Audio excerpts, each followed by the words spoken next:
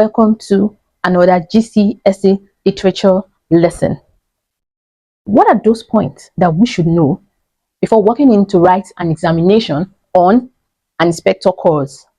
What are the basic points we should know before walking into an exam to write any analysis on an inspector course? You're welcome, and today we'll be discussing some main points that we will be using to tackle an inspector course in an exam. It doesn't really matter the syllabus you're using or the syllabus you're used to, whether it's EXL, IGCSE, GCSE, this lesson will work for it. So pay close attention and let's look at an inspector course. And for an inspector course, we need to be able to know the context, the theme, and the characters and major quotations that will help when you're writing your P paragraph, okay? When you're analyzing, maybe you're talking about the character or you're talking about the theme in exam. Is either of those questions, character or theme question. These are the basic points that you should know. So let's quickly dive into the context. Now, for the context of an inspector course, the first thing we should know that the writer of this book, Priestley, he is a socialist. We should first know that he is a socialist. Priestley is a socialist, and he wrote this book in 1912 to counter the capitalism that was reigning at that time, to promote socialism at that time, that everybody should be socially responsible. First context that you should know. We should also know that the book, An Inspector Course, talked about gender, women's rights. We know at that time, the Edwardian time, that's 1912, women had limited rights. They were limited to something. You need to be married to have some social stability at that time. For you to be able to be stable in the society, you need to be married. Women were not also allowed to vote. If you remember, in 1912, they were only allowed from 1918 thereabout. In 1912, women were not allowed to vote. So this doesn't really mean, even whether you are in the upper class or the lower class, women in those classes, both classes, were having limitation to their rights in the society. Although the upper class is a bit favorable, but it's almost the same thing. This was portrayed in Eva Smith, in Sheila, the characters that we're going to look into thereabout. So women rights, he was trying to talk against and kick against the women rights at that time. Women were limited, they couldn't vote, you need to be married before you can do some kind of things. And women were going through a lot, they were molested, they were maltreated, they were exploited at that time. That's another context. Another thing is the deep class division. In the Edwardian society, there was a difference between the upper class and the lower class. The upper class mostly exploited the lower class. They were being maltreated and exploited. So this was one of the things that Priestley was trying to show and explore in his book. Exploit the way the upper class are treating the lower classes and how they are a bit ignorant about the fact that the lower classes are suffering and going through maltreatment and being exploited by them. It's one of the things that Priestley tried to counter. Realism, what was really happening at that time. And we should also know that it was the time of World War I. And this happened, this story was written in 1912, the setting was 1912, and World War I started in 1914 to 1918. So Priestley is trying to show us that the characters, the behavior of that time in 1912 was what led to the World War. It was the instability in 1912 at the society at that time that led to the World War I, which ended in 1918. And we also have the detective genre. In this period, in the Edwardian period, it was beginning to come up. They were beginning to have crimes, start having detectives and people who could solve crimes. And so this was exploited using an inspector code in the story. They were trying to bring about the issue of detective. It was really raining that time. So Priestley also tried to exploit this part. And now let's go to the themes. The theme. The first thing we should know that is the theme of social responsibility. Like we said earlier, Priestley was a socialist and he was encouraging social responsibility. He was trying to tell us that as a citizen or as the upper class society, you have a duty to make sure duty is not something that you need to debate. It's your duty to take care of the working class, to be good to the working class, not to exploit them or maltreat them. And this was greatly explored in An Inspector Course. He was talking about the responsibility that the upper class have towards the working class or the lower class. And this was also about capitalism and socialism. Like we said, Priestley was a socialist, and he was trying to exploit the ways that the capitalists treated the working class society at that time, at the Edwardian time. He exploited the way they were being treated, and he tries to tackle it by bringing in socialism as a better option than being a capitalist. Then we have generational divide. He also used this An Inspector Course to help us to us for us to know that the generation, the new generation, the new age, it's kind of showing that they are the hope of tomorrow, because this was exploited between Sheila, Eric,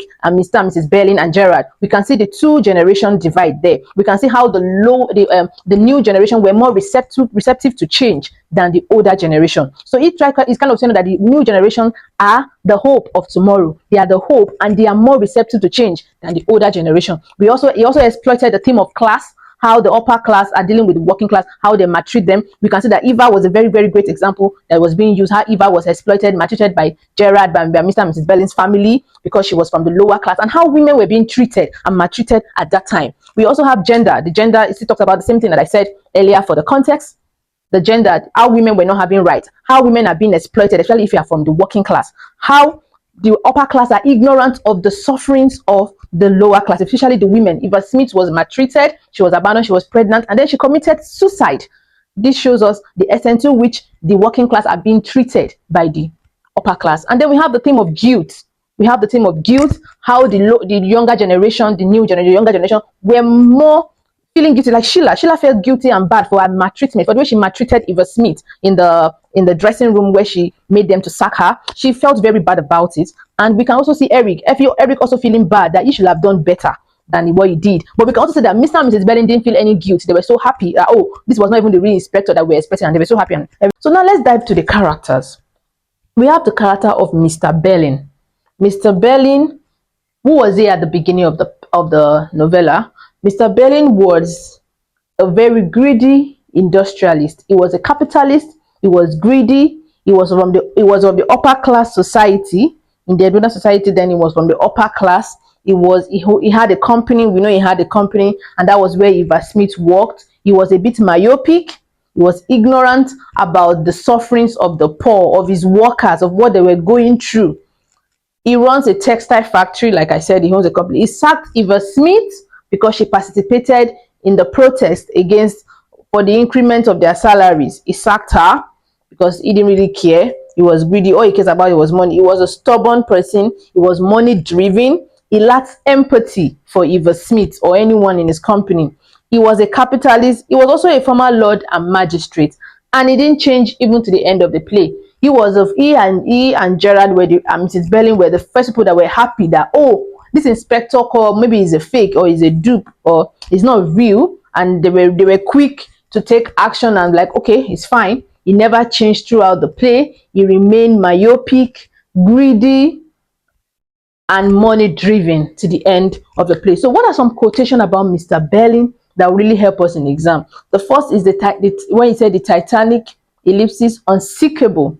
This is showing how myopic he is about the society, where he is about his workers. He doesn't know what is going on. He has this build up on his mind that everything is fine, he's okay. He feels he's rich and big, so he's unaware of what is going on. The sufferings of the poor, he's unaware. So that makes him a bit short-sighted and myopic. And it is my duty to keep labor costs down. He was referring to Eva as a labor.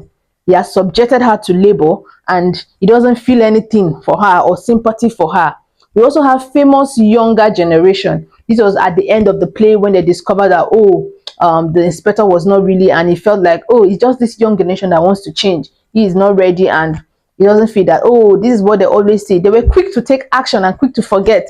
They didn't even feel guilty about what the inspector, when he was interrogating them, he didn't feel any guilty. So these are some of the quotations you can use for Mr. Berlin, and then under its character. Remember to take your character all through from who he was at the beginning to the end of the play. Berlin. Initially, Sheila Berlin is a strong-willed character, immature, obedient. She's in the Edwardian society. She was just a young lady who listened to her parents. She's of the upper class. She was obedient, immature, a little bit immature because she does everything that her parents want her to do. Gerard's marriage is obviously arranged marriage for her parents, so she's obedient. She's also Gerard's fiancée.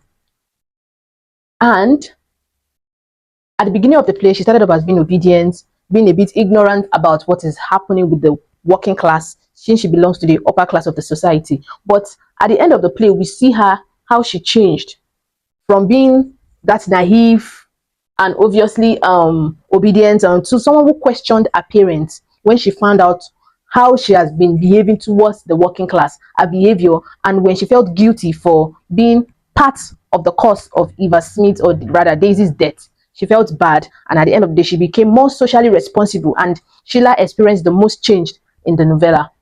We have some quotations on Sheila, like, "It frightens me the way you talk." This is when she begins to question the way her parents talk, the way they were less guilty, they were not sympathetic or even empathetic about the death of Daisy. They never felt anything, any pain at all. So this is where she questions them. We also have "I started it." This is a very important quotation because this is where she admitted to what she has done, how she feels bad, and this also shows that she's beginning to accept responsibility. She's beginning to feel responsible, and this is when she questions that, oh, probably she knows that she plays a part in the death of Eva Smith. And here we have "These girls ain't cheap labor." This is also when she questions her father and feels like she feels for the working class and she doesn't want them to be maltreated. Also, when she said "nothing to be sorry for, nothing to learn." This also shows how she feels bad, her responsibility, her remorse, and feeling empathy and sympathy towards the working class. Then we'll move on to Gerard Croft. Gerard Croft is the heir of a wealthy family. It is, I think he is from a more upper class than Mr. and Mrs. Berlin family. He's from the royal family thereabout. He's from a more higher class than them. He's also Berlin's, like I said, is upper class than the Berlin family. He's a more social superior. He's also Sheila's fiancé. He had an affair with Eva and abandoned her. He had an affair with Eva Smith, or Daisy, and abandoned her. And is amiable, is polite, is pompous, and is very hypocritical. He pretends he's an hypocrite. We can see this from his quotation where he said, "We are responsible citizens and not criminals." This is kind of an irony because this is the opposite of what he's doing. The way he treated Eva Smith, or Daisy rather, the way he treated her doesn't show that he is responsible. It doesn't show that he's a responsible member of the society, the way he treats girls generally. So this is an hypocritical comment, an ironical comment made by him. I didn't install another quotation. "I didn't install her there so that I could make love to her. I was sorry for her." This is another way he's expressing his feelings towards Daisy. He doesn't really care about her. He just used that and abandoned her. And what girl? 4 or 5 girls. He made this comment when they discovered that, oh, that the inspector was not really truly the inspector. He was very, very dismissive of the situation and was like, "What girl? 4 or 5 girls?" This shows his hypocritical attitude. The fact that he was pretending not to know anything about Daisy when the inspector left shows his hypocritical character about him. We have the inspector himself, Inspector Go, who was the detective who questioned everybody, interrogated Mr. and Mrs. Berlin's family, and how he brought out the truth from them. So the first thing we should know about him is that he is Priestley's mouthpiece. He was a socialist and he came to propagate social responsibility. And he may not be a real police because at the end of the play, the real inspector called and said he was coming. So there's a probability that he's not a real police. He might be a divine being. He might be a priest. We see him as a priest's mouthpiece. We see him as a priest because people confessed and he was able to purge everyone, and everybody was able to say something about their connection with the death of Eva Smith, with Eva Smith committing suicide. Everybody had a part in the suicide that Eva Smith committed, and everybody was talking. So it might not be a real police.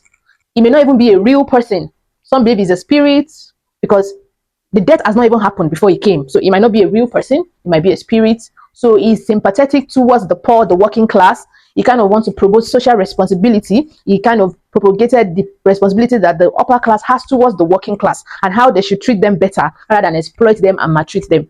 He is Priest's mouthpiece. He's prophetic. He said a lot of things that could drive towards change. He's commanding, he's imposing, and he was influential to all the characters. We have some quotations there. A young woman died, referring to Eva Smith, about how painful it was that she committed suicide, taking disinfectant. And he just telling them that somebody just died. Don't people have sympathy or empathy for her? Don't you feel for her death? Then "I don't play golf." We are members of one body. This is him trying to promote social responsibility. And there's millions and millions and millions of Eva Smith and Just Smith saying that there are so many people going through what Eva Smith is going through and nothing is being done about it. The upper class are ignoring the maltreatment and the exploitation of the working class. Public men have responsibility. Here he's trying to talk about the fact that there's a responsibility to care from the upper class, to care and be responsible to the poor. You shouldn't maltreat them. You shouldn't exploit them. They are human beings too. So he promotes social responsibility because he acts as the mouthpiece of Priestley, who is a socialist. Okay, let's move on to the character of Mrs. Berlin. And the first thing you need to know about Mrs. Berlin is that she is more loyal to her social status than her gender. She likes a social status. She's more comfortable with it. She likes it. She prefer it. She prefer when you were rich and you're of the same class with her than even you being the same gender with her. So that's the first thing you need to know about Mrs. Berlin. Another thing is that she's her husband's social superior. She's more respectable in the society. She has joined charity organizations just to prove that, just to be is hypocritical about her though, because she's joining the charity organization doesn't mean she's a philanthropist. She's just using it to like rate her social status higher and probably look good in the society. So she's stubborn, selfish, she lacks empathy. She's Mr. Berlin's wife. They are almost of the same character. She sits on the panel of a local women's charity. She also denied Eva Smith charity out of spite, and this led to Eva Smith's death.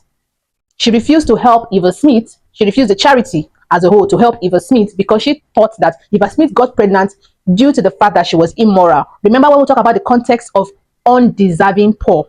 So she believes that as she is poor, she doesn't deserve any help from them because her poverty is because of her immorality, because of her character deformity. But so she refuses to help Eva Smith. She refuses the charity to help Eva Smith at all. So she was not sympathetic with her decision. Even the fact that Eva was pregnant, she felt it was immoral. And even when she discovered that it was her child, that Eva was carrying a grandchild, she didn't feel any response. She couldn't believe it and she didn't care. She was not remorseful. She was not empathetic. She was not sympathetic. Unempathetic, unsympathetic.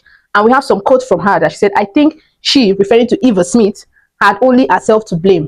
This is her referring to Eva Smith, that she has to blame herself because she was immoral. That was why she got pregnant. And she was not responsible enough. And she should go meet the father of the person, the father who got her pregnant, the father of her child, because she was irresponsible. We also have go and look for the father of the child. It is responsibility. And we have another quotation, you might be wanting to help him instead of us. All these are hypocritical comments from Mrs. Berlin. Then we have Eric Berlin. Eric Berlin was first presented as half shy and half assertive. He is shy. He cannot really stand up to his parents the way Sheila can. He drinks heavily. He's a heavy drinker. He's a drunkard. And basically, the mother and the father, they encourage it because they didn't do anything about the fact that he drinks. He raped Eva Smith, probably because of the effect of his drunkenness. He raped Eva Smith. He got drunk and then probably he didn't know, he was not in his correct mind. And then he raped her. And we can see some quotations from the text where he said something like he didn't know what came over him or something. So he raped Eva Smith, and he kind of showed a little bit of responsibility when he met Eva, because when Eva needed money, he stole from his father's company to cater for that need of Eva, to give Eva that money. Although we know that he's not confident enough to ask his parents for money or to even tell them that he has a relationship with Eva Smith. He's not that confident. So I think due to that, he had to steal money from his father's company, from his own company, obviously, just to cater for Eva Smith's needs. There are some other adjectives you can use to qualify his character. He's anxious, he's impulsive, he's irresponsible because at the long run, he let his child die with Eva Smith. Eva Smith got pregnant for him. If he had taken good responsibility, had taken good care of her, she wouldn't have ended up dead and committing suicide along with the child. So he was a bit irresponsible. And he, at the end of the day, is one of the characters, along with Sheila Smith, that actually experienced the most change in the story. He experienced one of the most change in the story because he was repentant. He felt, we're going to see it when we move to the quotations, we'll see more of how he was repentant. He was repentant, he was actually scared, and he wasn't really happy with the shortcomings. After the inspector calls has pushed everyone, everybody has already said their words, and then Mr. Inspector gave his own message to them about responsibility. He felt really bad. He was repentant and didn't like what he had done and didn't like the contribution, his own contribution to the death of Eva Smith. So we have quote like, I was in a state when a chap easily turned nasty. I think this is where he was trying to explain the reason why he raped Eva Smith. He wasn't really in the correct state of mind. I didn't remember. That is the hellish thing. You couldn't even remember what really happened. And you lot may be letting yourself out nicely, but I can't. I think this is one important quote of Eric Berlin when he said, people are letting this thing out nicely. He's not letting it out nicely. He feels bad. He is the one who even caused the death of Eva Smith. He neglected her. This is not easy. Mr. and Mrs. Berlin do not feel any remorse, but he felt it and he really felt bad. So this is him explaining to us, telling the parents that if you guys are letting this thing just go like that, because they were very quick to dismiss the inspector when they find out it wasn't really the real inspector, when they found out probably it's a dupe or fake, they were just ready to dismiss the matter, but he wasn't letting it go easy. He felt repentant, and so this shows his responsibility and the fact that he really feels remorseful and bad for what he has done. So that is it about Eric Belling. He's one of the people that experienced change along with Sheila. They experienced the most ultimate change and they were repentant about the whole matter, unlike Gerard and Mr. and Mrs. Belling.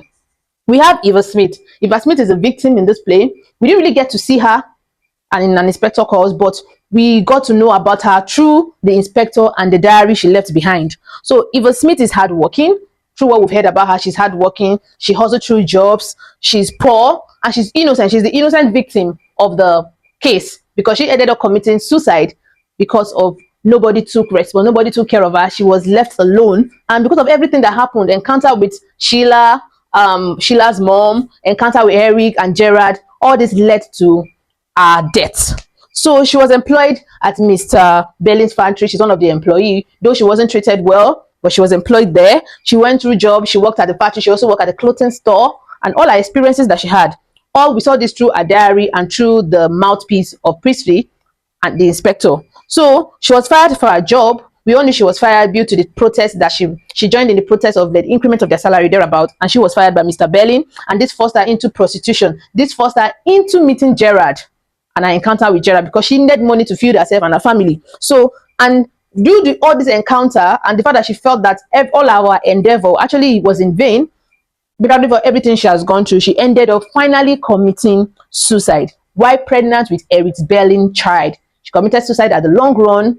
At the end, she took disinfectant, and it was her case that brought about the inspector purging the Belling's family, and all of them had a hand in her committing suicide.